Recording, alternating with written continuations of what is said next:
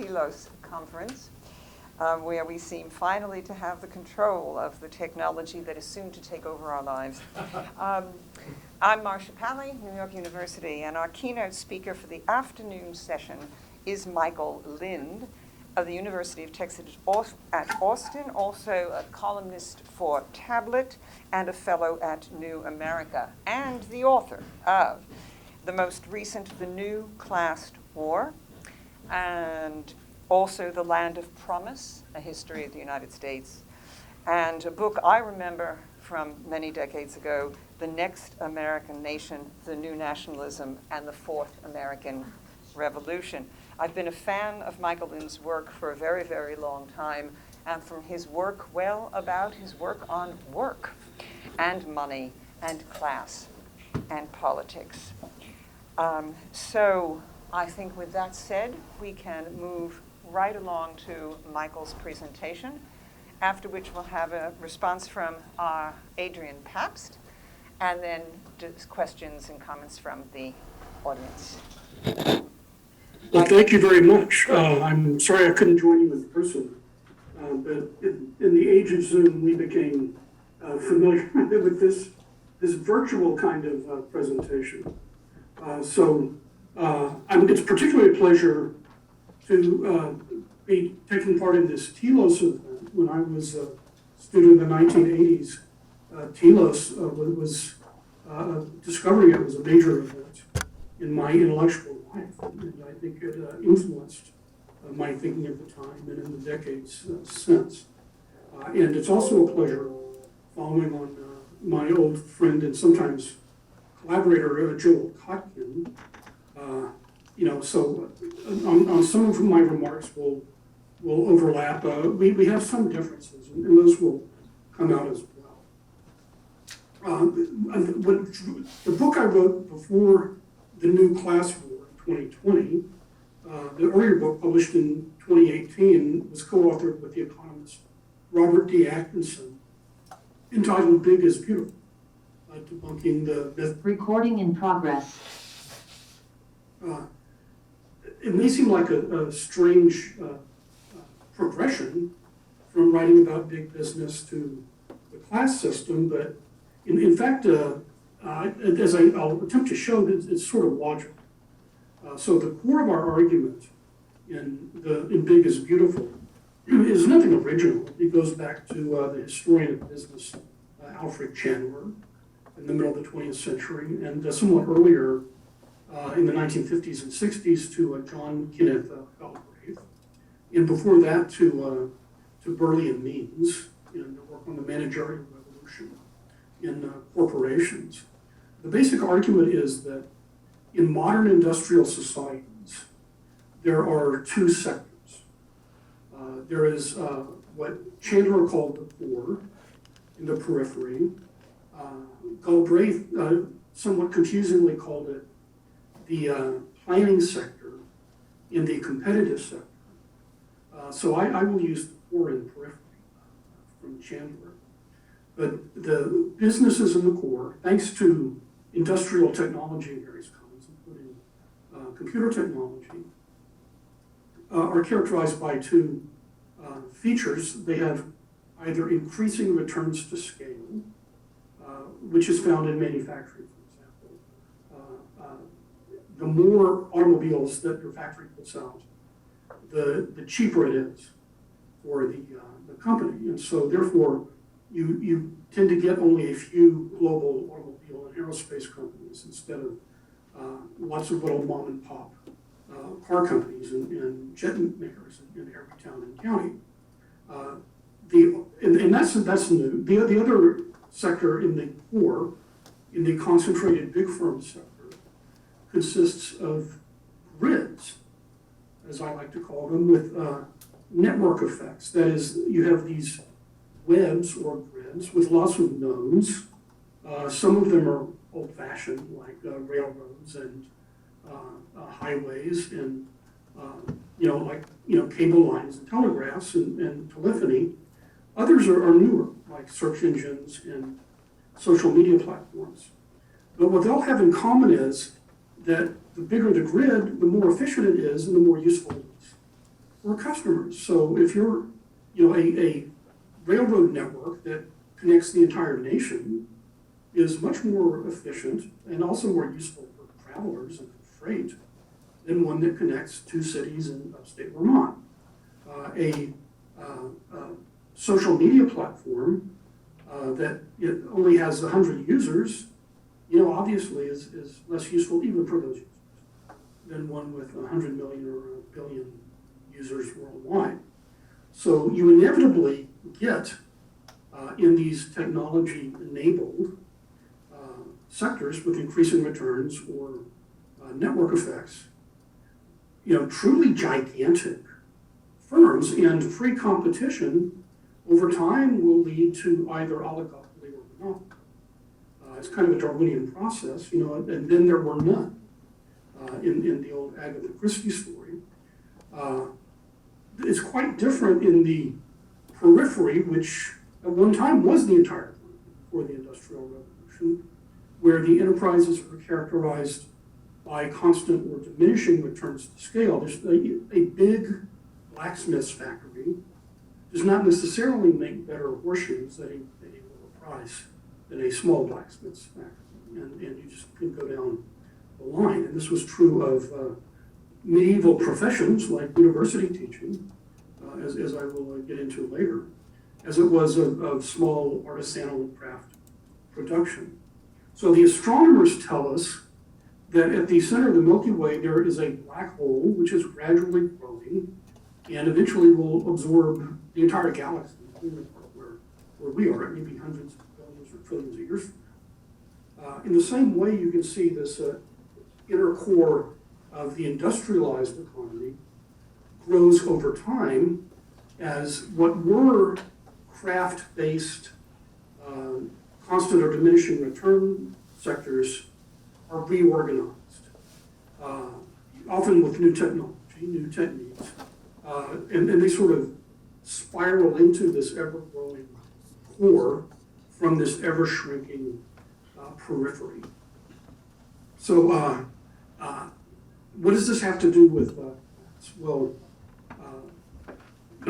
my argument in the new class war is that you can map a lot of the present-day class system onto this core periphery schema of Chandler and Gordian means and Galbraith and others. So, for example, I agree with Joel Kotkin's rather colorful definitions of classes in the present day universe. I would use more boring terms. So for his aristocrats, I would say managers. For the clerisy, I would say professionals. For the yeomanry, small business or proprietors. And then for the serfs, I would just say proletarians, the pros, the high school educated working class majority that doesn't have its own business, doesn't have a professional license, and does not work for a corporation. So I think if we start with the managers, the aristocrats, they are having a great time, in this managerial, capitalist, industrialized economy. And the reason has to do not with their superior skills and brain power. It's not because they're geniuses in STEM subjects, science, technology, engineering. It's because of their location in the economy. The subject of my next book, Hell to Pay, is that this whole myth that pay is based on skill, there's some truth to it, but very little. Essentially, what you're paid depends on your bargaining power.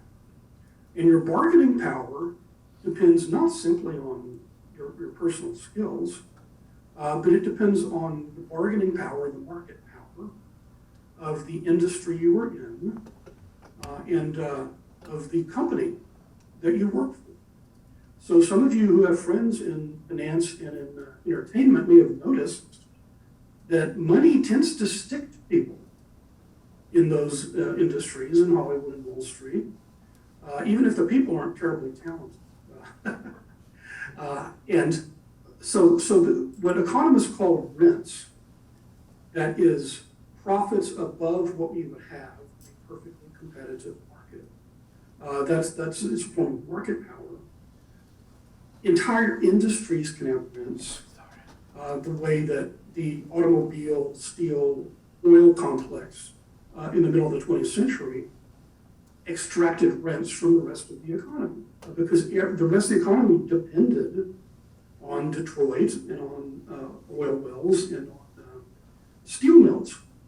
So it's no coincidence that these enterprises were much more profitable 100 years ago than mom and pop restaurants, which were labor intensive, small artisanal craft businesses, and they weren't terribly productive, didn't make high profits, and didn't pay high wages 100 years ago, and they don't today, and they won't 100 years ago from now, probably. It is also no coincidence that organized labor did best in these core, concentrated, big firm manufacturing areas because they had big, fat, juicy profits from their market power as oligopolies or monopolies in the economy and in the concentrated industrial sector.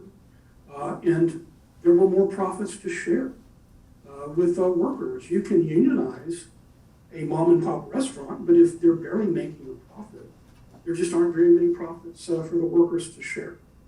So is this a good or a bad thing? Well, it depends on where you are in the economy.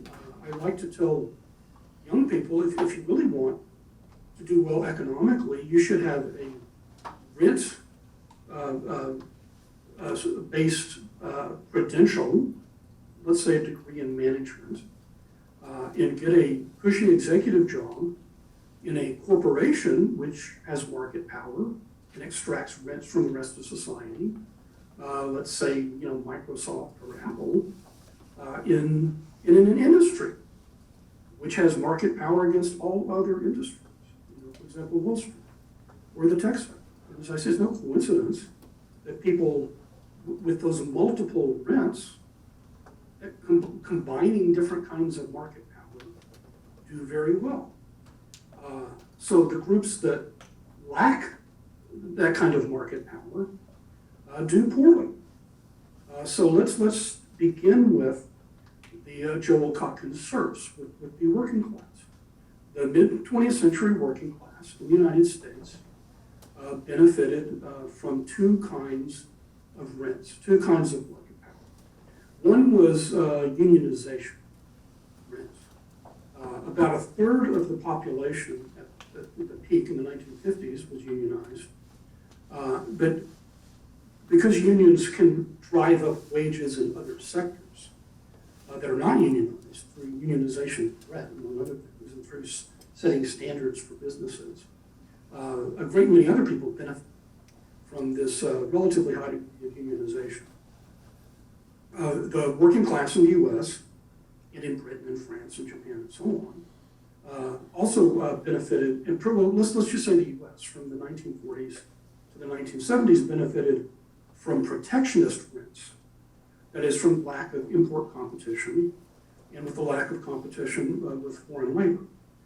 The United States switched from being a high tariff, protectionist, import substitutionist country before the 1940s.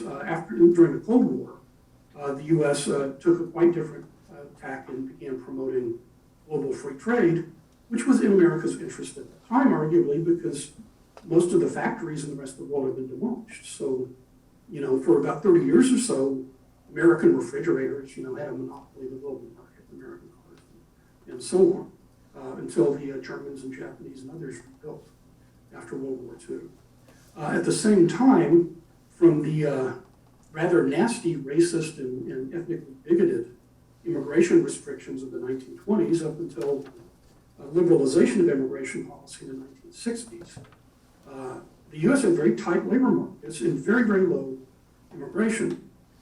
And while the immigration regime was both white supremacist and skewed towards Northern Europeans, most historians of the New Deal, I think, will agree that if you had enormous numbers of immigrants from Europe or anywhere else pouring in constantly every year from the 20s and 30s, it would have been much more difficult both to unionize labor and also to get middle-class taxpayers to pay for for the New Deal welfare state. So the tension between generous welfare states and immigration has always existed. Well, so what had happened to the working class, there was a segment of the working class, which when I was a kid in the 60s, was just, we'd call middle class. In Britain, they would be called working class, a prosperous working class, but we called them middle class. That is, the archetypical ones were in the concentrated poor sector. The ones who worked in unionized factories, and they were middle class because they had high incomes, not because of the work they did. And at the same time, there were lots of very low-wage workers without benefits in the U.S. economy of all races throughout this so-called golden age from the 50s to the 70s and 80s. And they didn't do well, and they don't do well today. So what has happened is basically this kind of protected unionized working class has gotten wiped out by globalization, by high levels of unskilled immigration, which all studies showed affect less educated workers. Now, the studies claim, well, they benefit consumers by lowering wages, okay, but just from the workers' point of view, if you're directly competing with a larger labor pool and demand is not growing faster than that, then that's a buyer's market for the employers and a seller's market for labor. It's not good for labor. Unionization in the private sector has been crushed by employer offensives since the 1960s and 70s. It's fallen from about 35% to a little more than 6%. Private sector union membership is lower now in the 2020s than it was in the 1920s under Herbert Hoover. So what you're getting is kind of the decimation of that better paid unionized workforce that had its own market rents taken away from it. So now we'll come to the other part of the middle class, which was kind of the traditional pre-industrial middle class. This was had two groups. It was small proprietors and professionals. So if you think of a small town, it was the independent lawyer, the independent doctor who made the rounds, the small business owner, small machinist, manufacturer. These are basically, and here's where I think I differ somewhat with Joel. These are kind of relics that have managed to hold out against technology-based industrialization. And I had come from a long line of small grocers and small ranchers and small farmers, so my heart is certainly sympathetic. But one by one, the production sectors have been taken over from small producers by large factories, which are more efficient, whether they're here or in China. Increasingly service jobs are being automated. The other day I had to fill a prescription, and I did it entirely online with a robot with a computerized voice, and it's quite efficient procedure. So there goes, a whole category of service sector jobs. Is this good or bad? Well, again, my head and my heart are in disagreement. I've spent all of my life, and mostly in the journalistic and nonprofit and academic sectors, where I had a fair control of independence over my schedule and my choice of subjects. I would not have done well in a big hierarchical, IBM type firm. But let's be, we're talking about the country as a whole.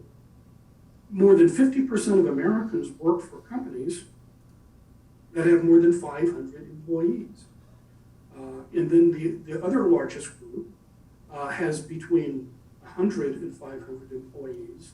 The number of Americans who work for small businesses is itself, that is, under 100 employees is pretty small.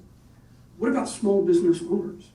So according to the U.S. Census, in 2022, there are 6 million small businesses which have paid employees, which are really businesses rather than just individuals, consultants, important as those are. So there are 157 million people in the U.S. workforce. So 6 million self-employed business owners who have one or more paid employee, well, the owners amount to 4% of the workforce and 1.8% of the population. So count me a skeptic when people say small business owners are the backbone of our economy. I don't believe that 1.8% of the U.S. population is the backbone of the economy. Vast majority of Americans are wage earners. They're proletarians. They're Joe Cochran's serfs. So what about professionals? Professionals, it's about the same number. When you have people who have graduate or professional degrees, it's about 10% of the U.S. population, slightly more than small business owners. And they are found both in the private sector and the public sector and in the philanthropic sector. So I want to, before wrapping up, I want to say something about class and politics. My interpretation, which may strike some of you as idiosyncratic, I think there's something to it, is that, well, let me back up a little bit. In my book, The New Class War, I talked about the diploma divide, the educational divide as being the greatest in modern American, and also in modern Western Europe. And I think the data bears this out. That is, if you look at voting behavior, increasingly, it is influenced by education rather than by race or ethnicity or region. And that is the case in the United States as well. If you see where Republicans have picked up African American and Hispanic voters, it's the high school educated. So you get this split. At the same time, in the United States, the Democratic Party, which was the party of the high school educated, up until the 1990s, most college educated Americans voted for Republicans. It's now completely reversed, so that college educated Americans are Democratic, and the more affluent they are, the more Democratic they tend to be.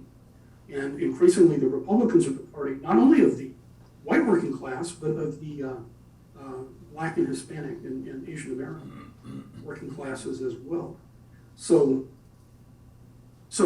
when my book came out, there was a lot of, I was involved in debates as to whether I was oversimplifying things by saying there are these two classes divided by education. The overclass, a term I didn't invent, but I popularized it in my first book, The Next American Nation, and the working class.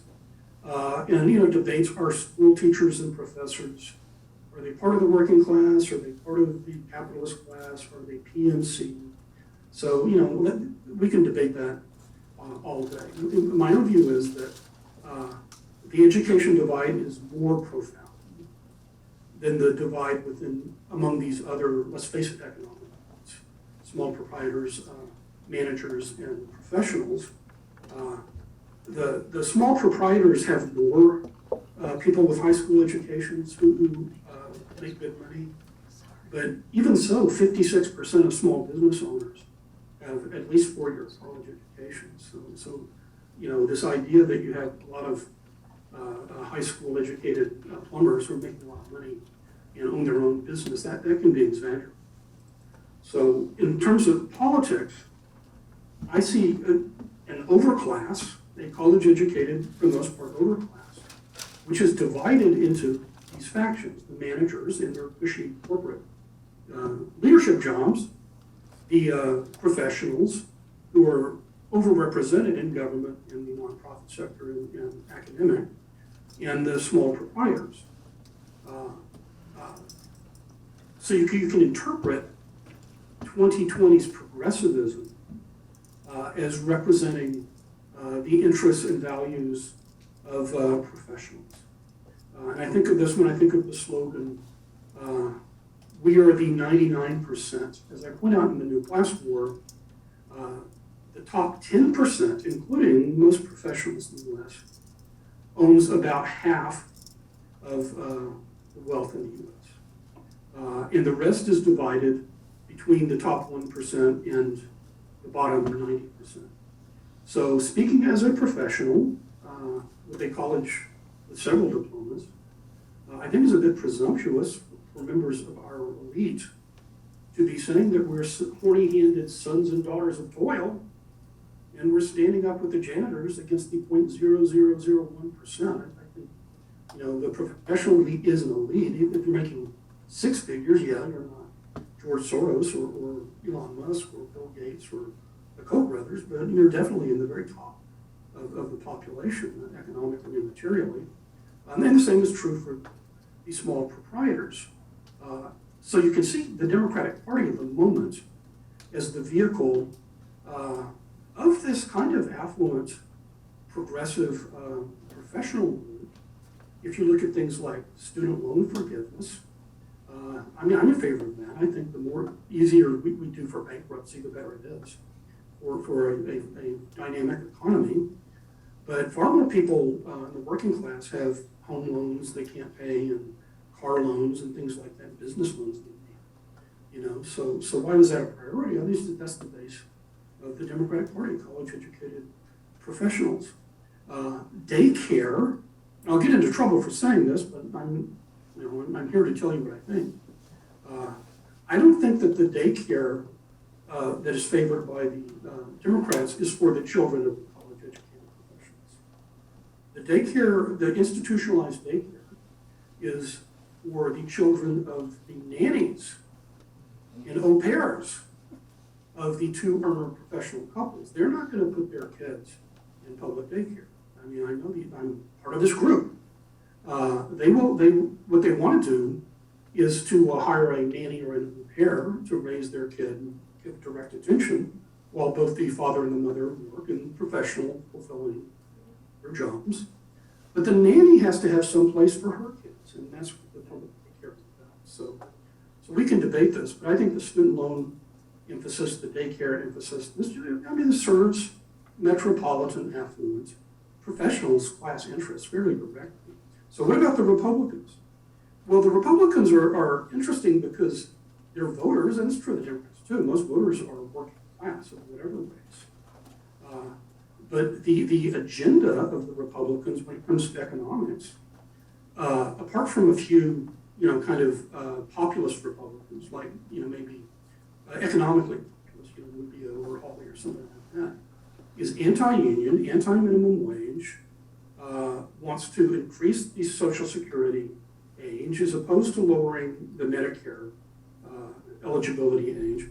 In other words, they're just anti-worker across the board.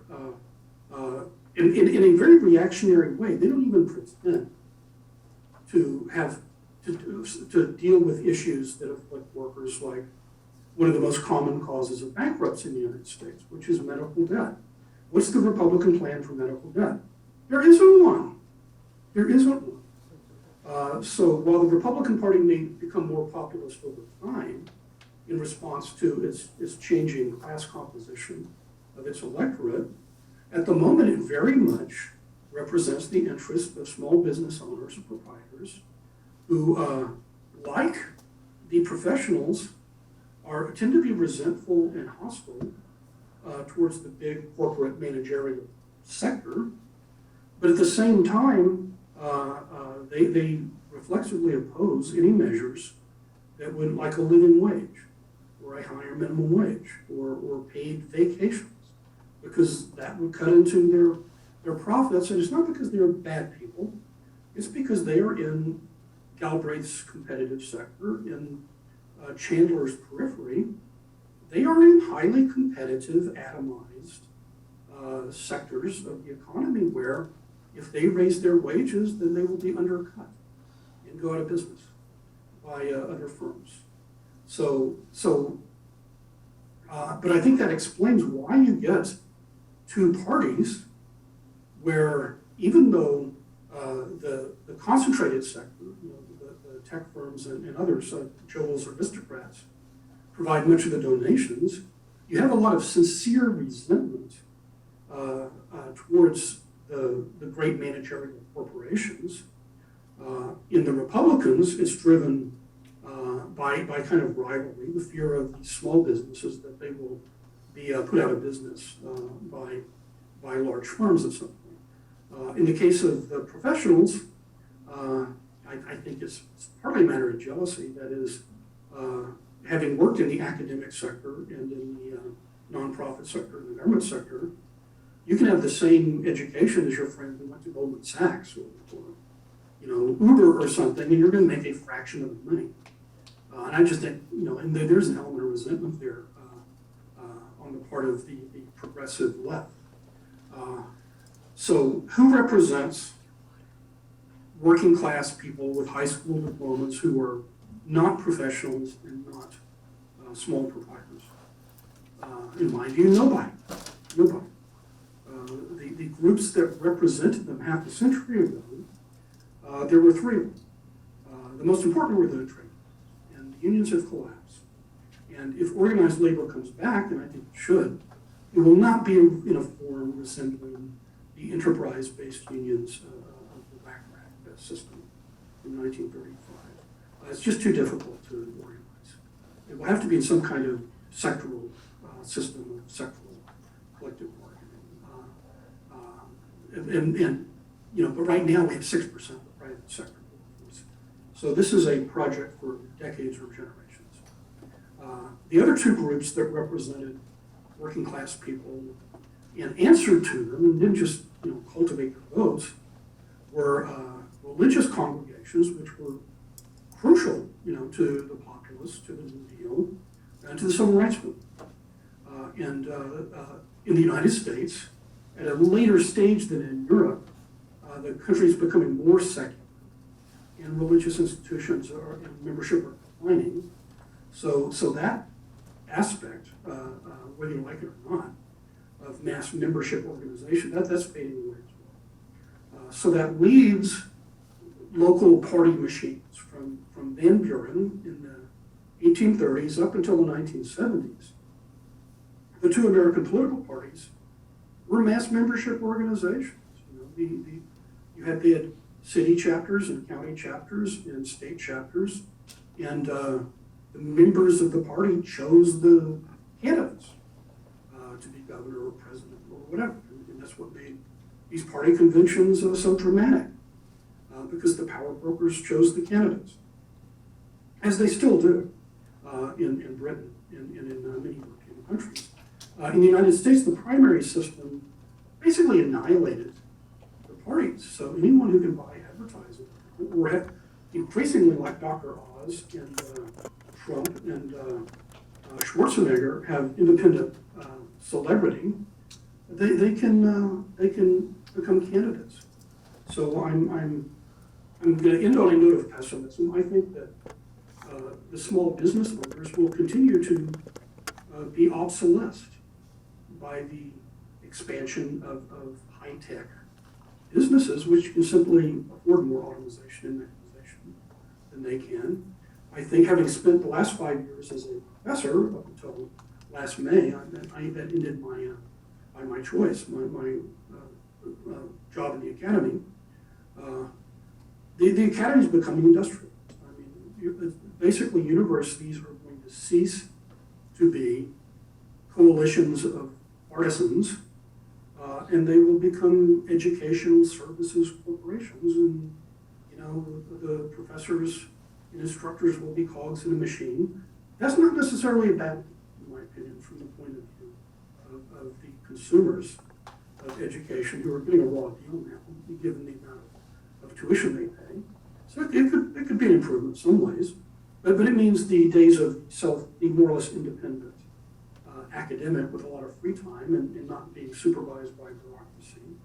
I think that's a matter of the past. And so, that leaves us with the working class, into which, I think we're going to have this polarization will continue, because as the professions and as the small business sector is destroyed, then some people will move up and get nice, cushy jobs in these giant corporations with market power, and the rest will sink into the proletariat. And at that point, whether they do well or not, will depend on whether you can have some kind of countervailing power based on organized labor. With that, I'll quit. Thank you. Yes? Yeah. Okay, Yes. so you didn't hear me. Thank you for your wonderful remarks. And Adrian Pabst is going to now give a short response from the podium, and then we'll open it to questions from the audience. Did you hear that? Yes, thank you. Grant. Okay. Adrian. Thank you. Well, Michael, thank you ever so much for your talk, which I think not only follows on from Joel's, and that will generate its own debate, but also I think is vital for our purposes of trying to make any sense of where we are. So what's really going on, I think, and it's coming out very clearly from Michael's talk, is that a whole section of society is not only not represented by the dominant political parties or the prevailing ideologies, but also is now sliding into new forms of economic dependency that they haven't had for a good 50 years or so. So besides the managers and the professionals that are doing well, and that represent elites on both coasts of the US, but also the metropolitan areas of Western countries, whether it's London and the Southeast in the United Kingdom where I live, or similar metropolitan areas, what we're really seeing is a very stark juxtaposition of, on the one hand, these citadels of affluence, of networks, of innovation, of all sorts of social and economic exchange on the one hand, and then large wastelands on the other hand, with very little, I think, in between. I want to come back to whether there is perhaps a certain part of countries, a certain economic and social geography that isn't quite covered by the core periphery distinction, but let me return to that issue in a moment. I think for now, that picture is becoming very, very clear, and I think Michael's work has brought it really to the front. Why is it so significant? It is so significant because so much of economic and social thinking is based on this idea that somehow the metropolitan centers, the core, will help the periphery essentially rise up. That through trickle down, if you want to call it that, or agglomeration effects and spillovers, right? The center, the core, will lift up or level up, as we now say in the United Kingdom, all these areas that haven't done so well. And that is very much what both left and right, when they're in power, tend to think. Now, they might employ different means. The left might do it more through redistribution. The right might do it more through tax cuts and so on. But ultimately, both left and right seem to be converging around this thinking, that the core is where it's all happening and we must continue to support it, and the periphery will somehow catch up because wealth will trickle down to every provincial gully through redistribution or tax cuts. But of course we have seen practically no evidence of any significant catch-up by the periphery for a good 40 or 50 years. The one exception perhaps being Eastern Germany, but only because of mass fiscal transfers. We're talking 70 billion euros on average per year for 20 years, and also massive intervention by various state levels in trying to regenerate the complete wastelands that were left behind by the Eastern German Republic. So that I don't think is in any way an exception that proves the norm. Well, it is an exception that proves the norm. It's precisely not something that we've seen anywhere else for those particular reasons I just briefly alluded to. But I think the other reason why this is really significant is because it shows that whether it's educational policy, social policy, including welfare, family, and so on policy, or indeed cultural policy in the widest sense, all of this is geared towards the core, the metropolitan centers, right? The supposed centers of innovation and progress.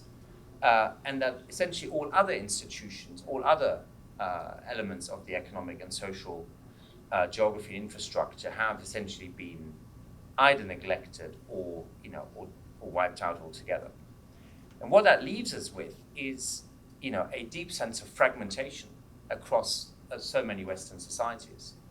Fragmentation that actually breeds some of the political extremes we have also seen, whether left populism, right, whether it's the Sanders, Bernie Sanders type here, or a Jeremy Corbyn type in the UK, or Syriza, or Podemos, or any of the kind of left populist parties we have seen proliferate in recent years and decades, including, of course, the La France Insoumise, Mélenchon's movement that is changing, I think, names every other day, but so is the French far right. So they are sort of in that strange situation of trying to rebrand themselves every year or so to further their appeal.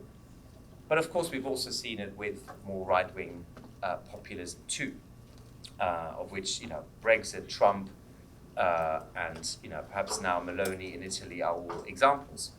But I think again and again, what's so vital is what is being concealed from view through this polarization that we're seeing, whether the economic polarization between core and periphery, or the political polarization between the liberal elites and the populists. What is being concealed from view is precisely the alternative that I think we now need to address the phenomena that Michael so rightly highlights. So one in his work, which I think is very, very clear to see, is a true form of democratic pluralism. That is to say, political parties of left or right or center, right, that actually take pluralism seriously and think that the real pivot in politics is not left or right, or liberal or conservative, or progressive populist, all of which are perhaps useful distinctions at times, but can converge and collude in complex ways. But rather, the real pivot is those who are pluralists versus those who are essentially demagogic. And the demagogues are not, at all monopolized by the populists. We've had demagogues among the liberal elites, for decades. In Britain, Thatcher and Blair, the two most successful prime ministers of the last 40 years, have both been demagogic at times, right? Tough on crime, tough on the causes of crime is what Tony Blair used to say. I mean, if that's not demagogic, I'm not quite sure what is. And with Thatcher, the idea there's no alternative to what she was imposing economically. So the real pivot is that. It's pluralism versus a form of demagogy. And I think no political party really of the mainstream seems to be representing that pluralism. And economically, it's similar. Whether we're dealing with free market sort of libertarianism that has just spectacularly crashed in the UK with Liz Truss, if you followed events even of the last few hours, maybe the fastest example of how libertarian utopia collides with reality, or a kind of heavy central state, top-down kind of redistributive model, whether that's been tried by social democracy or by others, including Chancellor Merkel in Germany. Economically, it hasn't quite achieved what it set out to do, which is this promise of progress, of every generation being better off than the previous one. In fact, what we've seen is a destruction of educational attainment. If we are serious about educational attainment beyond kind of grades and grade inflation that we heard about yesterday, I mean, genuine learning of craft, of knowledge, of skill is clearly in decline. Whether it is ownership, where people actually have experienced dispossession rather than greater forms of ownership, home ownership or other assets. And the national assets are not in the hands of the many, they are very much in the hands of the few. And indeed, the sort of geographic dimension of the periphery actually catching up. In fact, in almost all countries, in the United States, United Kingdom perhaps above all, the divides between the cities and the peripheries are deepening. And so are the disparities of wealth and power and social status. And the alternative is precisely to try and raise those three things, to distribute power to the most appropriate level, so in line with the principle of subsidiarity, locating power at the most adequate level in order to help the dignity of the person and overall flourishing. And that also means that central government needs to do certain things it hasn't been doing. Okay? So I think what's interesting about Michael's work also with Robert Atkinson is this idea that you do need the government to intervene in certain ways with R&D and investment and other things, but you also need certain big businesses, because only big businesses can do certain things that others can't. So this isn't a question of saying everything has to be at the local level, we need a kind of hyper-localism that will resolve all our problems. That is not the case. But we also do need more decentralization. For instance, skills are best developed at low levels, where both businesses and unions and local government know much more about the needs, and federal government cannot know what kind of skills investment you need in Vermont or in California, or indeed in Orange County more specifically.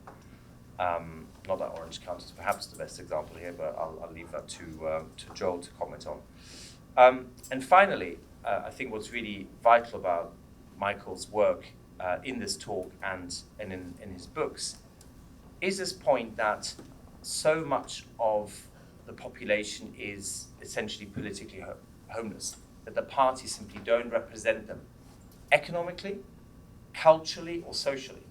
But there's very little that the parties reflect, bar some notable examples. But I think so far no real coherent alternative has emerged. We've mentioned some names, Josh Hawley, Marco Rubio. In Britain, people have associated this with Boris Johnson. And I suppose others have mentioned Poland and Hungary as, examples of where this might perhaps take shape. And my simple point on which I'll conclude is this: I'm really not sure that anything coherent has emerged. And maybe in politics, it is very hard for that ever to happen. But rather than seeing a more consistent politics around flourishing, shared prosperity, a kind of cross-class coalition without which there is no majority, I think we've just seen little elements. I mean, Boris Johnson is, for all the rhetoric around levelling up and making Brexit happen to kind of take back control and reassert the legitimacy of the nation state. I mean, he was also someone completely committed to global capitalism. In a way that Donald Trump, talked the language of the working class, but essentially delivered tax cuts to the very wealthiest. It didn't do really economically very much for the working class that had helped him come to power. And in Poland and Hungary, my main concern, besides other worries around balance of power and so on, is really that they're deeply wedded to a certain form of capitalism, a certain form of state capitalism that isn't really an alternative to market capitalism. And I think Michael's work, has the great merit of trying to highlight where the alternative has to be grounded, and that is in this form of democratic pluralism. And I hope we can come back to that in the discussion. So let me end there. Again, great thanks to Michael for his talk, and thank you all very much as well.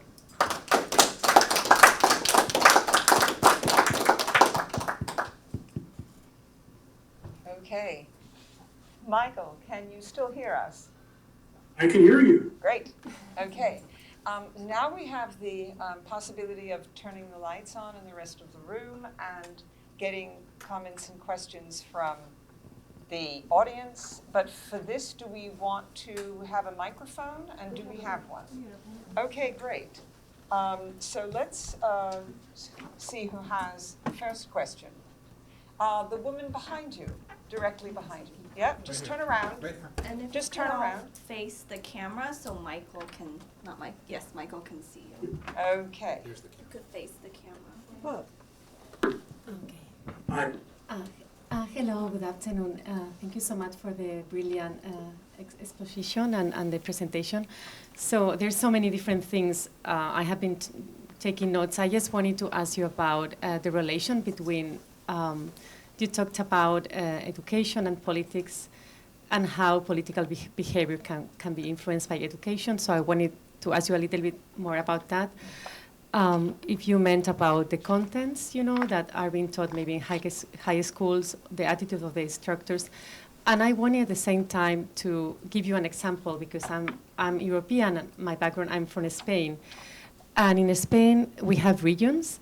So there's a transfer of power between the central government and the regions. And the regions have educational competencies. And for instance, what has happened in some states, some of which are nationalistic, is that they have changed in the textbooks, like so much about history, and so that they're inciting in like the kids like some sort of aversion towards, the idea of Spain. And so I don't want to talk too much about it, but I just wanted to give you an example about how political behavior can be influenced, and if maybe you wanted to maybe like explore a little bit more in the US. And also for Andrew, which I thought, thank you so much for your brilliant comments. There were so many things, but also it's related to this same field of politics and education. And for me, you make a clear distinction or category about pluralism and demagogy, which I think it's great. And also, like, if we could find roots, because I'm sure that we can find different factors for that, why people become more pluralist or not, like also like it's not that easy to think about one reason, it depends on different contexts, cultures, countries, but also if we can find links or roots for this type of distinction and category or duality also in education and thank you so much.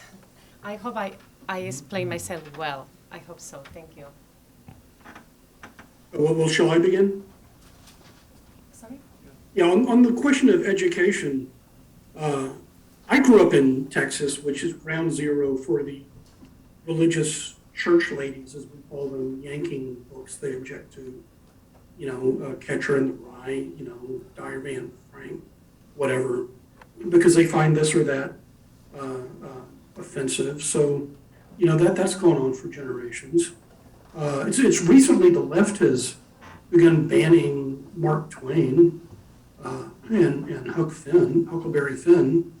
So the left is fairly new to this business. The right, this is very old. This, something they've done in their culture war politics forever. My own view, and I say this as the son and grandson of public school teachers, is that I favor school choice. I simply have come around with this.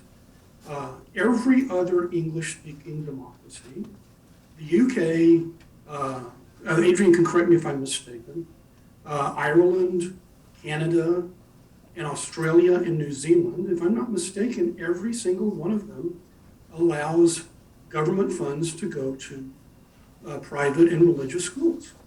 And this is not a controversial thing for them. So there are Protestant schools and Catholic schools.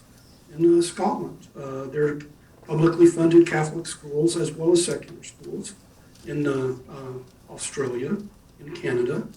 The reason the United States is such an outlier is a very deep strain of 19th century anti-Catholicism. The architects of the American public school system, like Horseman, in the 19th century, were quite explicit. The public schools were not really secular. They taught a generalized mainline Protestantism. And they were going to deprogram Catholic children and turn them into little Protestant Americans. In most states, from the late 19th century, when there was panic about Catholic immigrants, and I say this as a non-Catholic, they have Blaine amendments. So these are amendments to their state constitutions, banning any money from the state going to religious schools, which in those days were Catholic parochial schools.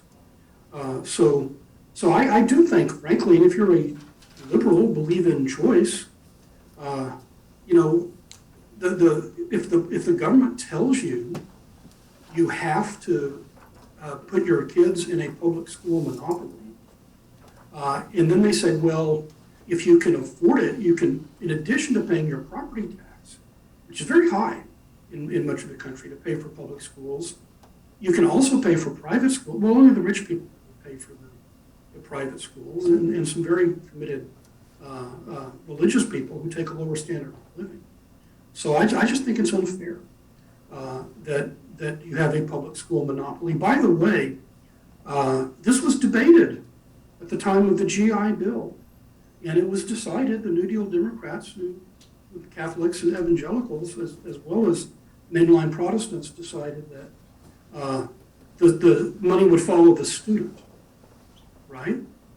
So the students could use the money at religious colleges or secular universities or state universities or private Ivy League universities. So I've come around to the opinion that in the 21st century, if you believe in a pluralist society, then you want some minimal accreditation of some kind to make sure these aren't scam operations. But I think, we should be able to fund secular schools, Jewish schools, Muslim schools, Catholic schools, Buddhist schools, Wiccan schools. If the witches want to have their own schools, fine. And when people reply to my argument, well, but that will destroy national unity in the U.S., I just point them to every other English-speaking country that hasn't destroyed British identity, or Canadian, or Australian, or Irish. We have a question from Russell. Yeah. Michael, Adrian, thank you for your comments. One piece of this is the disappearance of good-paying, working-class manufacturing jobs. Part of that is globalization, part of it, many other parts of it as well. This didn't have to happen. Germany, as a counterexample, did a good job at holding on to its manufacturing jobs. Why couldn't that happen here? One piece of that is the apprenticeship programs that characterize German education, where students, typically from working class backgrounds, are in high school but are also apprenticing in companies gaining technical skills. Why can't we have this kind of thinking about preparation of the working class for high-paying jobs here? That's a brilliant observation, Russell. And before I start, you had another brilliant observation, either earlier this morning or yesterday, that we do not live in a post-industrial society. We live in one in which American industry just got shipped to Mexico and China. Why can't we do like the Germans? Because it's illegal. It is literally illegal. The German system of industrial policy permits collaborations among small and medium enterprises and collaborations between government and business, which would be denounced, as well as bring Justice Department prosecutions. So, for example, in the apprenticeships, the companies form a consortium or a cartel to overcome the collective action problem. The collective action problem is you're not going to train a worker if you fear that worker on the moment of getting the training will then quit and go to work for your competitor, right? So that's the American problem. It's in the interest of every individual business to have skilled workers, but it's not in the interest of each business to pay for it. So the dysfunctional American system is business just says, okay, K through 12 system, colleges, government, you're just supposed to supply me with exactly the worker I need, with exactly the skills in welding, in fracking or whatever that I need at exactly this moment. And that system does not work. The German system works because it's essentially compulsory cartelization of apprenticeship training. So all of the members of a industry are required to pay for it. So they all benefit from it, they all pay for it. And so you overcome the collective action problem by letting them form a cartel. And there are many other examples of this. For historical reasons, the Sherman Antitrust Act in the United States is used mostly against small businesses, not against big businesses. And this goes back to Supreme Court cases. 100 years ago, the Supreme Court says mergers are fine. You want to create a giant business by merging a lot of small ones, that's okay. But if 7 small businesses want to form a consortium for certain non-competitive purposes, like training or like research and development, that is a violation of the Sherman Antitrust. That is illegal collusion among businesses. So the few cases where we've had successful industrial policy, as in the 1980s with the semiconductor initiative that was launched then, that helped revive our semiconductor initiative industry back then, the government had to intervene and immunize businesses, both large and small, from antitrust prosecution for collaboration. The other thing that Germany has that we do not is a very efficient system of government R&D for small businesses. Germany has the KfW organization, the Kreditanstalt für Wiederbewegung. Someone can correct me. It's basically it's a bank for development, and the way that works is if you're a small business, you can't afford R&D, right? You don't make a high profit. Your production machinery breaks again and again, and you don't know why. So if you're a German small business, you can take it to the KfW, and their scientists and engineers will figure out what's wrong with your machine, and then they will fix it. And then they will share the solution with everybody in your industry. There have been attempts to do this through the Commerce Department, through the Technology Extension Program in the US, but it was kind of too little too late because most of the manufacturing had already left the country. Where we have successful example of this, and that I and others have argued should be the model for industrial policy, is in American agriculture. So after the Civil War, the United States had this incredibly enlightened industrial policy for agriculture. You had the land-grant universities, the money from sales of federal lands, endowed agricultural and mechanical colleges, A&Ms. The scientists in those colleges worked on new grains, new products, new techniques. And then the county extension agents who were part of the local community, then they learned from the universities what the new technique was. And they went and they taught the small farmers. And the farmers, since the county extension agents were their neighbors and their cousins and so on, that this was seen as part of the community. So I think there's ample scope to do that kind of industrial policy on the manufacturing side, and even in the service sector side that employs most Americans. The problem is when there have been attempts in the last 20 or 30 years to talk about this, the libertarians say that's crony capitalism, that's socialism, that's communism, that's big government. And much of the left, unfortunately, says, well, that's classist. So the left in the late 20th century, people on the left, I won't say the entire left, led a campaign to eliminate vocational training in the U.S.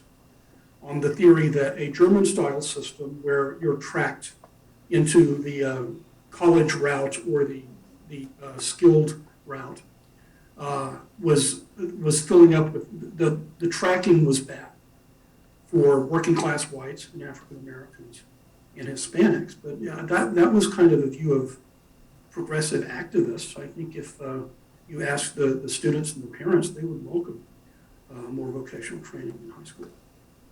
Hi, just let's, wait, Adrian, can you just hold your thought for a minute? It's on Germany, but okay. Yeah, I want to make a comment on Germany as well, and then we have a question here, and we can come to Adrian.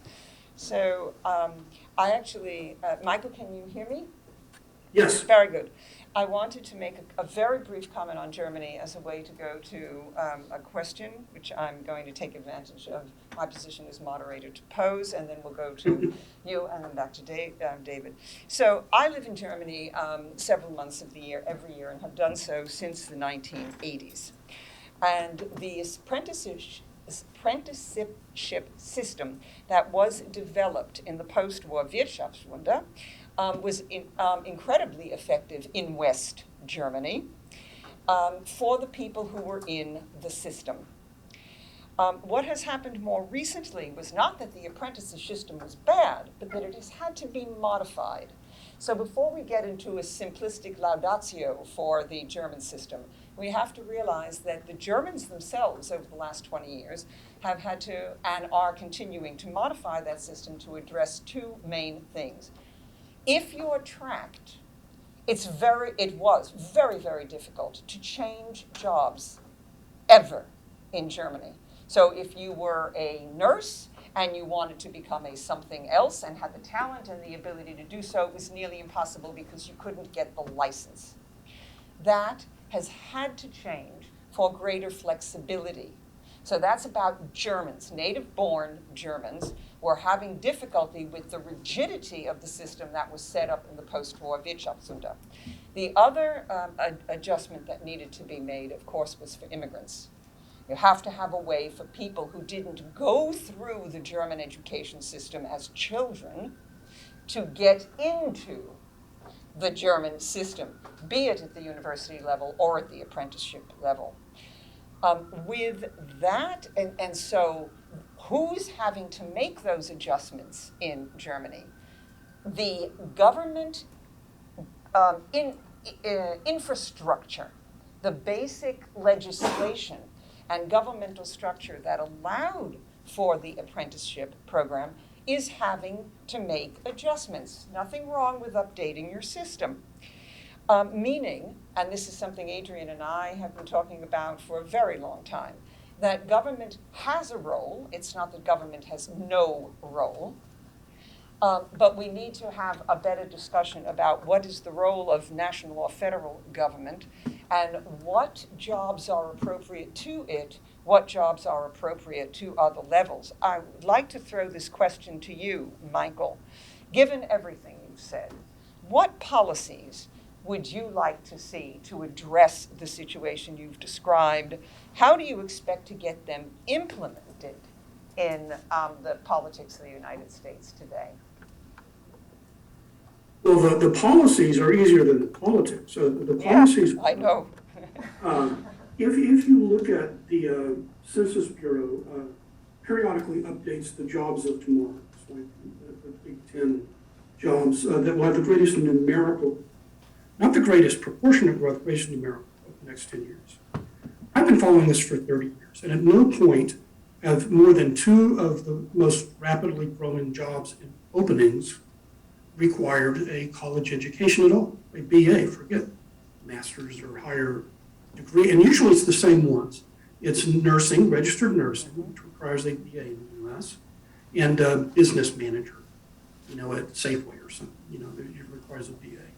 All of the other jobs, which increasingly over time are in healthcare, healthcare assistant, radiologist, et cetera. You just need high school education and some on-the-job training. So my argument, which kind of cuts against the conventional wisdom, is these are not bad jobs. They are poorly paid jobs. They are exactly the jobs that you would expect to be growing in number as more and more production jobs are automated over time. So even if we had 100% tariffs and no offshoring, it would take longer, but over the long run, probably the number of manufacturing workers would be as few as the 2% of the population that is family farmers, right? And the reason for the healthcare growth is not a bad thing. The late economist Robert Fogel argued that since health is the good that makes other goods possible, as individuals get wealthier, and he documented this, they spend a growing proportion of their income on preemptive health care, which is why you have all of these Davos people who are live to be 100 years old, right? They have the best doctors, and working class people die over. And the same is true of societies. And William Baumol, another great economist, argued that over time, you would expect to see in an advanced technological civilization an ever-growing share of healthcare. And this is being borne out by the fact that in many American states, and Joel knows the data on this better than I do, the largest mass employer is a hospital or a hospital system. So there's nothing wrong with this shift away from manufacturing over time, as long as it's not offshore manufacturing, as long as it's genuine automation, towards the service sector and towards a growing healthcare segment in that service sector.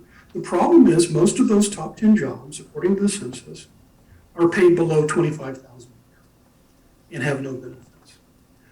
So the policy solution is not to train them. They have all the training they need. It's just to raise their damn wages. And since it will take generations to rebuild organized labor, we just need to raise them directly. And that should be done by wage boards in these low-wage occupations. Wage boards were developed in Britain in the early 1900s. They were introduced into Parliament by the young Winston Churchill, a liberal member of Parliament. The way the wage board works, it's been revived in New York under Governor Andrew Cuomo, revived wage boards to raise wages in the fast food industry. California has what I consider to be an enlightened wage council system, where you get a commission representing the businesses in an industry, labor, and maybe consumers and officials, and they say, okay, in the fast food industry, you're going to have $15 an hour minimum wage, and you're going to have benefits, you're going to have paid vacations, and since those rules apply to all businesses in the industry, individual businesses that can't pay $15 an hour may go out of business, world's smallest here. If you're a McDonald's franchise and you can't pay a living wage to your workers, then goodbye. But it doesn't disadvantage any single business because this is sector-wide. So I would, and this is what I advocate in my upcoming book, Hell to Pay. The immediate crisis in pay is in a small number of sectors: retail, fast food, construction, and menial household labor, gardeners and maids. If you can clean up these 3 or 4 sectors with this top-down wage board approach, that does an enormous amount to get you to where you want to be. And politically, you can only do that over the dead bodies, metaphorically speaking, of the fast food companies and these other low-wage industries. In the long run, they will benefit, and society will benefit, because higher wages tend to give employers an incentive to substitute labor-saving technology, so they can have the same output with fewer workers, and so the country's more productive. Where will those laid-off McDonald's workers go? And those laid-off, store clerks? My guess is they will go to an expanding healthcare sector, where they can be well-paid and unionized as well. Okay. I'm very glad you mentioned the New York situation, because the MRI technicians or even the administrative staff in New York City hospitals actually do get paid decently, and they have health care benefits, and that's the new lower middle class. And the children of that group, they're going to college. So we have, yes, thank you. Go ahead, right. David Oates, thank you so much for this fascinating talk.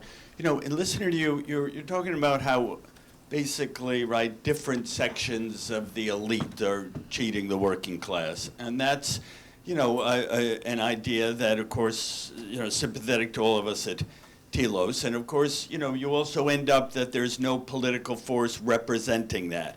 And sure enough, if we did a 2x2, anti-elite, pro-worker, the one box that's now missing, right, is this anti-elite, pro-worker, which is true that it's not here today, but that's the box, of course, that was filled once upon a time by the old left, right, the classic old left, this state socialist left, which, of course, that left has disappeared. And that leads to a couple of things. First of all, I think it's probably likely that in a generation or so, that kind of left is going to reappear. I see that somewhat. I study Eastern Europe and still go there a lot. And among, young who are critical of the neoliberal regime, there is a recapturing, a re-examination, of that state socialist past. Let's say post-Stalinist, right? Because Stalinism is an aberration in so many ways. And it's interesting. I say that as someone who came to Telos as a critic, right? A left critic of state socialist societies back in the 1970s. And was one of those also who did his best and worked with the opposition movements, to try to tackle that regime. And of course, that regime started getting attacked by blue-collar workers as well, right, leading to the Solidarity movement. But then you follow up where that's gone, right? And I often wonder if I was complicit also in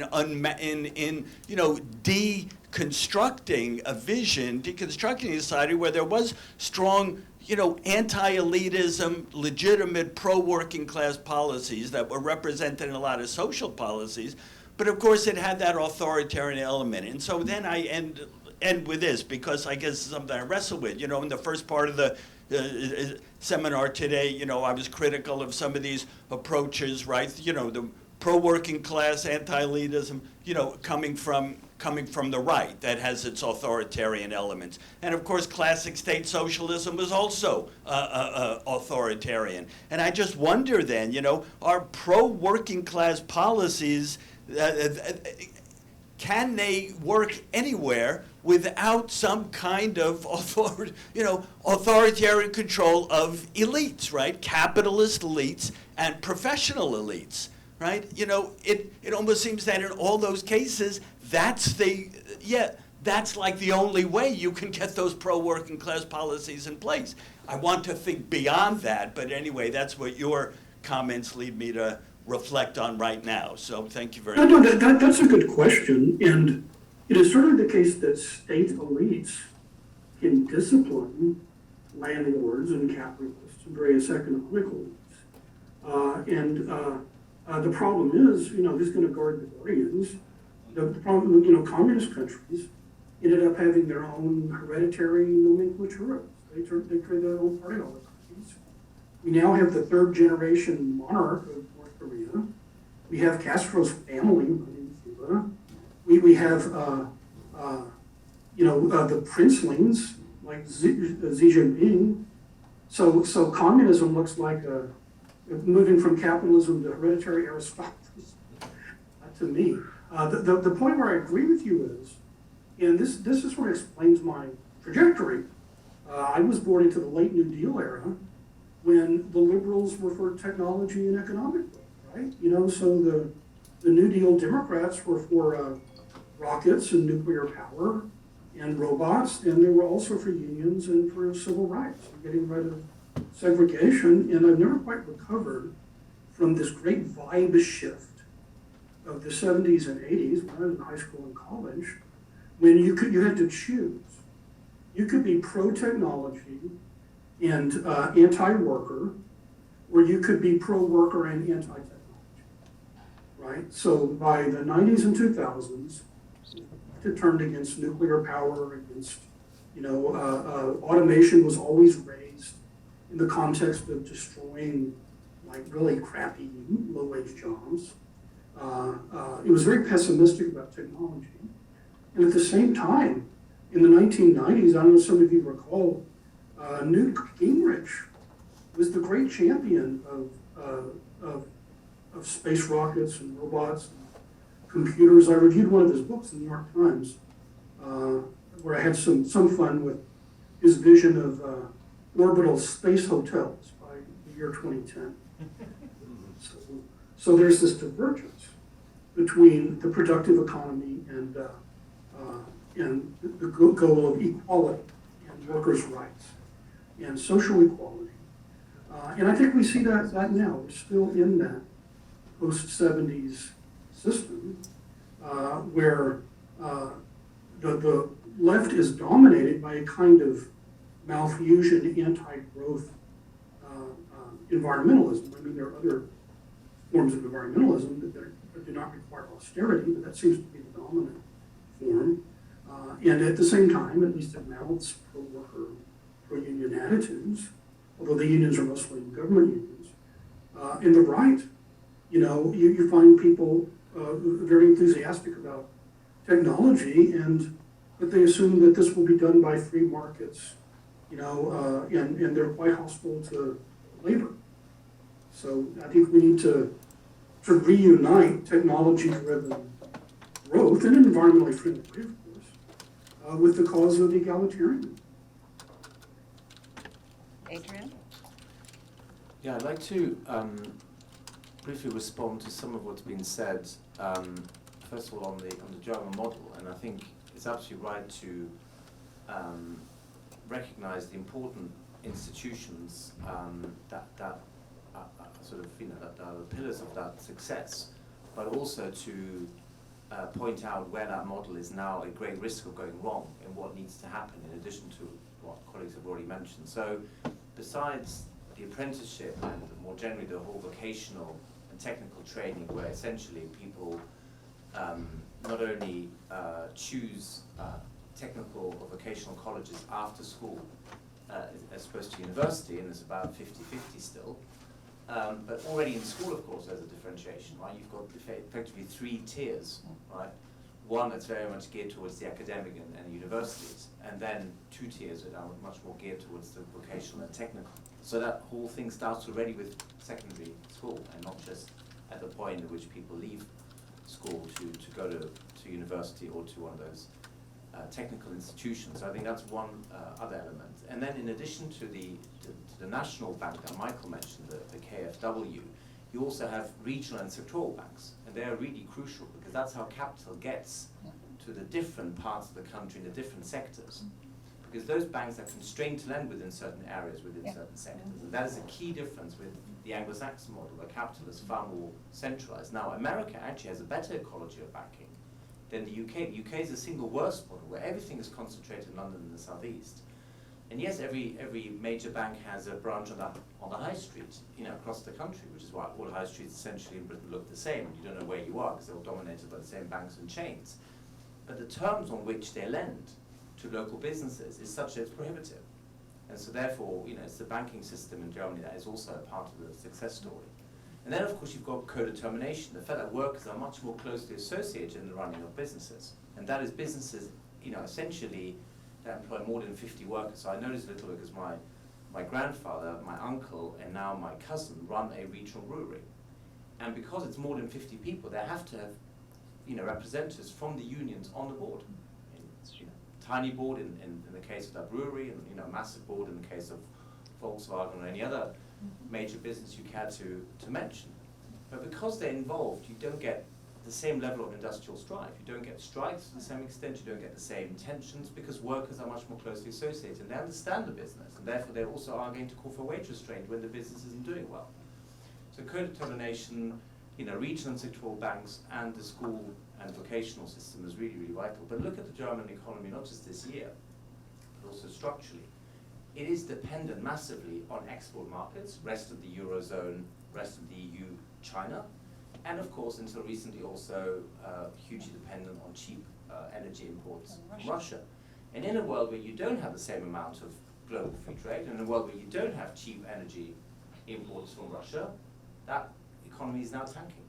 So mercantilism, export dependency on cheap Russian energy, plus excessive rate restraint to the point where there is not enough domestic consumption, have now landed this model into huge trouble. So what Germany needs to do is raise domestic wages so that its workers buy some of the German stuff that would otherwise get exported. That would also help rebalance the Eurozone. So there's all sorts of things linked to this, because the Eurozone is in part in such trouble because Germany is managing to export, because the Eurozone, of course, has kept the exchange rate down. If you had the Deutschmark, the Deutschmark would be worth, of course, a lot more. So I think that model is also in dire need of a big rethink. Yeah.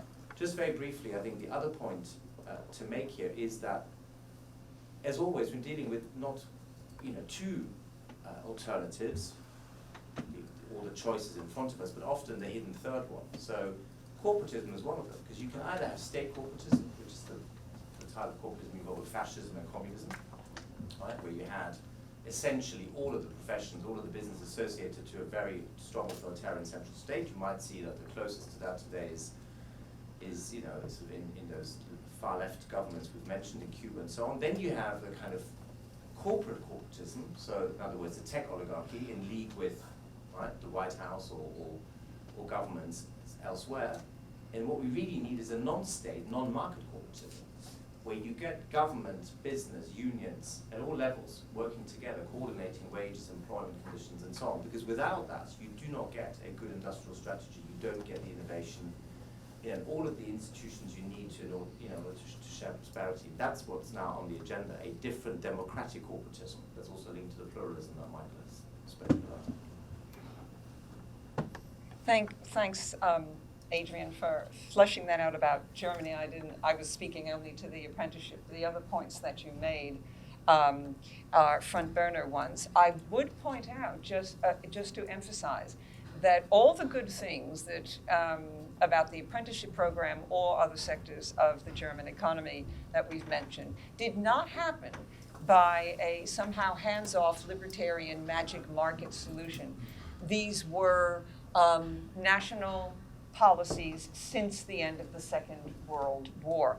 And to the extent that it needs to be updated, either for Germans who now want to change jobs because technology changes so fast, or for immigrants, or for the export factor reasons, or the Putin reason factor, for any of these reasons, any of these changes will also have to involve in Germany the national level and the regional levels, which make policy in tandem with business and worker groups. A bit of history.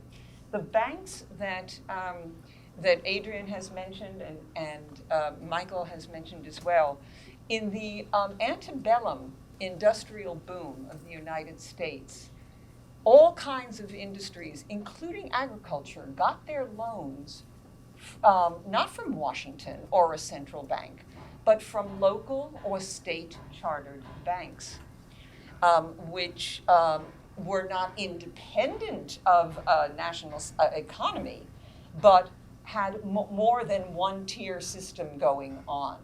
Again, an example highlighting the question of what do we need national government to be doing, or setting up infrastructure structures for then state, local business and workers groups. That brings us back to the question of defining subsidiarity very, very carefully. Michael, do you want to give us the last word? Well, there was one more question. We have one more question here. Kenneth Johnson? Ken has a question online. Thank you, and thank you, Michael, for your presentation. I'm an editor at Telos, and have been following these debates for quite a long time. So I'll keep my question extremely brief.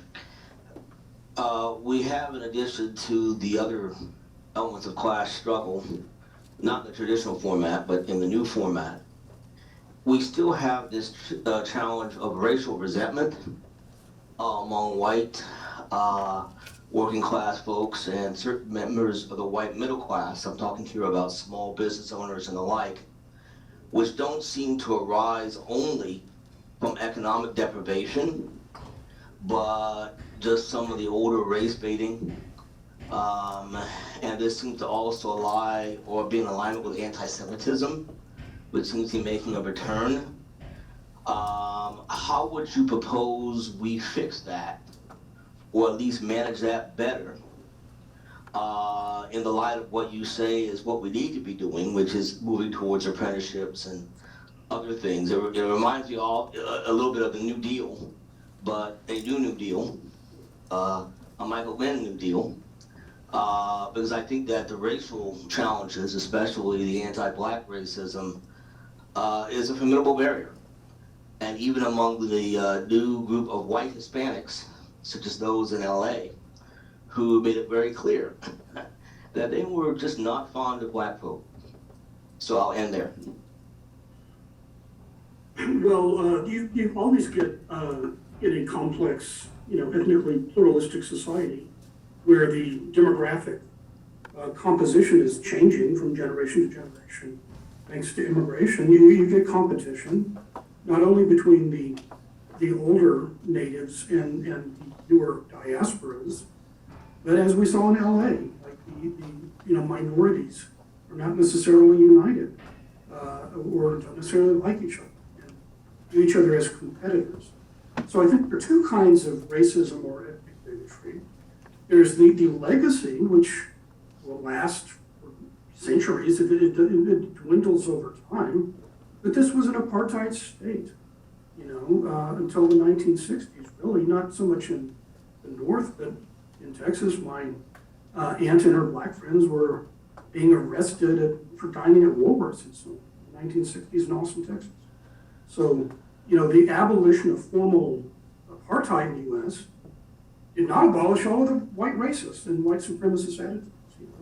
However, if you look at what I think is the greatest sign of racial egalitarianism, which is rates of intermarriage across racial and ethnic lines, it's quite remarkable. So if you look at intermarriage between whites and Asian Americans or Hispanic Americans, Asian Americans and Hispanic Americans outmarry at the same rate that the Irish or Germans or the Poles or Italians did. And by the 1970s, distinct Polish and German and Italian communities in the U.S. began to war. But in the U.S. as a whole, it just melted away because most white Americans now have ancestors of different European nationalities, and this is happening very rapidly with this great Latino migration of the last generation. And starting from a low base, because of historic anti-black racism and also the anti-black racism which immigrants groups bring with to the United States. It's much smaller, but the intermarriage rate is growing very rapidly among African Americans and others. So, to my mind, since that was the ultimate justification for segregation in the U.S., the fear of intermarriage, then we're making progress. But you don't get rid of centuries of white supremacy, even in 50, 60 years since the civil rights revolution. But it's slowly melting down. When it comes, there's also, though, the intergroup competition, which can be between natives and immigrants, but it can be between different immigrant groups. I'm an old-fashioned integrationist, colorblind liberal. I mean, this makes me a racist, according to Ibram Kendi and DEI theory. But I think that if you want to minimize resentments among different groups, then you have universal programs. You have universal race-neutral programs. If you have a means-tested program where the eligibility is $20,000 a year, then everyone in the working class who makes $21,000 a year is going to resent the people who make $19,000 a year because they get benefits that the people make $21,000 a year. That's just natural. It's not. You have to deal with that psychologically. And you say, oh, you're better by $2,000, so you don't need food stamps or whatever. But there's an old saying in Washington that programs for the poor are poor programs. So I think they should be universal. Bill Gates should get the benefit, and so should poor people. And if that costs a little more money, there's much less resentment. And there's coincidence that Medicaid is less popular as a means-tested program than the universal programs of Medicare and Social Security. But that also means I'm against race-based affirmative action.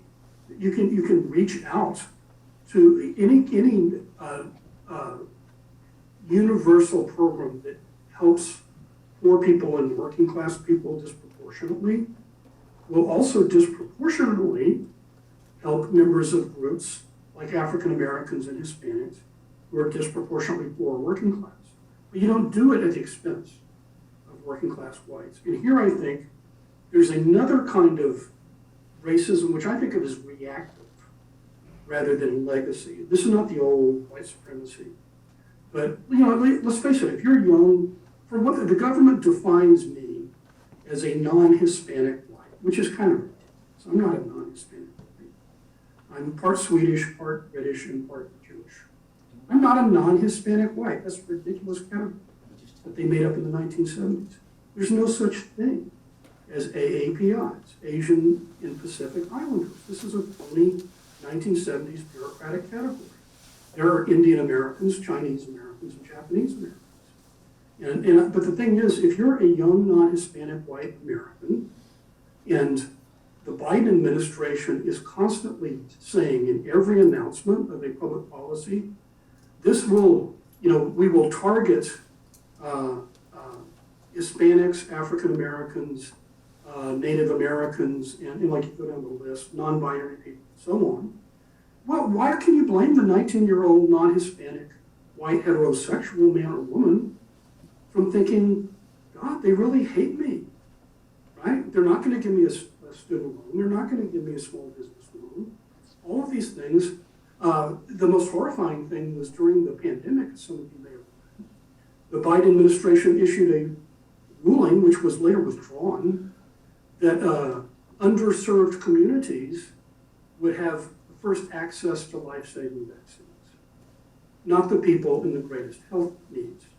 So that meant if you were a healthy young African American, you could skip the line and get the early vaccine, but not be sick, asthmatic, 70-year-old non-Hispanic white American.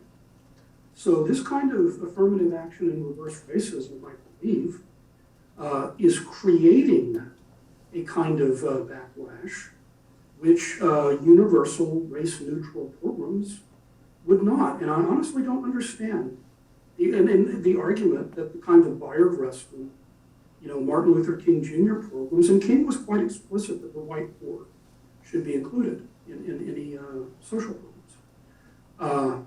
I don't understand why there's this claim that this would not address racism in the U.S. Of course it would.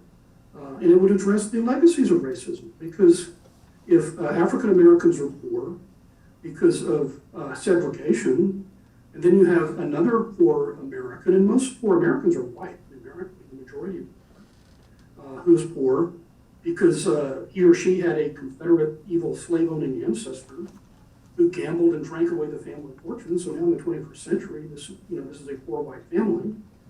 What do they have in common? They're both poor, right? So fix the poverty and teach about the history. That's my approach. Eugene, I'll have one more, and then I'll let Michael wrap up, because I see that we're approaching the next panel. So Eugene, and then... Yeah. I appreciate the moral impulse of your analysis, but I think it's off by about maybe 30 or 40 years. Number one, let's take the Hispanic thing. Within what is imprecisely called Hispanics, there are significant racial cleavages.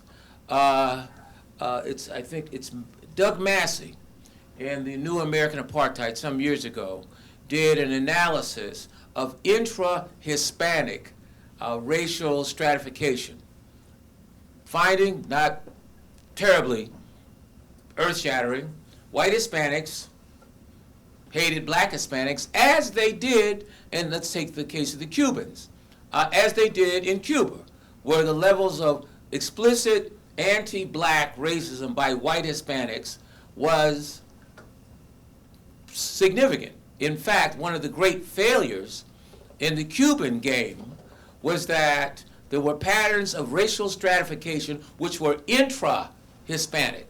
And much of the analysis is just terribly oversimplified by assuming this level of racial ideological homogeneity. It doesn't play out that way. If I go to Miami, right, black Hispanics are niggers, according to white Hispanics. And so this idea that there was this undifferentiated intra-Hispanic deal is simply not played out for Joe and Martha Sixpack, or Jose, if you will. That's number one. Number two,